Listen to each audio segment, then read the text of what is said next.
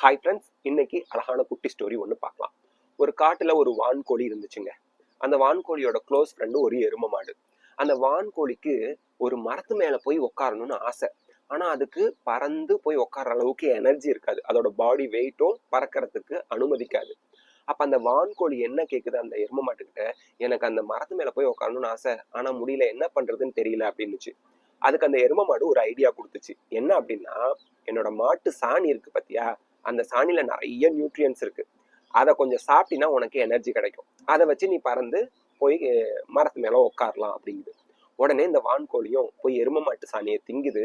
அதுல இருக்க நியூட்ரியன்ஸ் மூலியமா அதுக்கு கொஞ்சம் எனர்ஜி கிடைக்குது. உடனே அதை வச்சு பறந்து ஃபர்ஸ்ட் கிளையில போய் உட்காந்துருச்சுங்க. இப்ப அதுக்கு ஆசை, ரெண்டாவது கிளையில போய் உட்காரணும். இன்னும் கொஞ்சம் எரும மாட்டு சாணியை சாப்பிடுது, ரெண்டாவது கிளைக்கு போயிடுச்சு.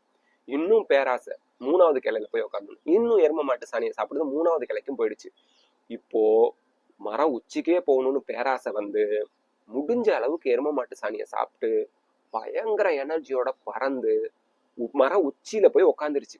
மர உச்சிக்கு போனதும் மிகப்பெரிய வெற்றி சாதனை படைச்ச மாதிரி சந்தோஷத்துல துள்ளி குதிக்க ஆரம்பிச்சுது. ரொம்ப தூரத்துல இருந்த வேடனுக்கு அவனோட கண்ணுக்கு மர உச்சியில இருந்த வான்கோழி தென்பட்டுச்சு.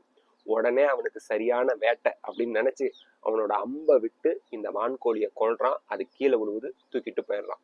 இந்த கதையில இருந்து நம்ம தெரிஞ்சுக்க வேண்டிய விஷயம் என்ன அப்படின்னா, ஒரு வெற்றியோ சாதனையோ குறுக்கு வழியில போய் அடைஞ்சோம், நம்மளோட திறமைய பயன்படுத்தாம கடினமா உழைக்காம ஒரு குறுக்கு வழியில கிடைக்கக்கூடிய வெற்றியோ சாதனையோ நீடிச்சு நிலைச்சு நிக்காது.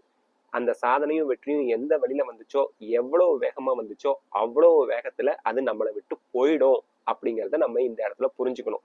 அதனால ஒரு எக்ஸாமா இருந்தாலும் சரி, அல்லது வேற எந்த ஒரு விஷயமா இருந்தாலும் சரி, அதை சக்சஸ்ஃபுல்லா முடிக்கணும்னா நேர்மையான வழியில நம்ம முயற்சி செய்யணும் அப்படிங்கிறத மனசுல வச்சுக்கணும். அப்பதான் அந்த வெற்றியோ சாதனையோ நம்ம வாழ்க்கையில நமக்கு நீடிச்சு நிலைச்சு நிற்கும், பயனுள்ளதாகவும் இருக்கும்.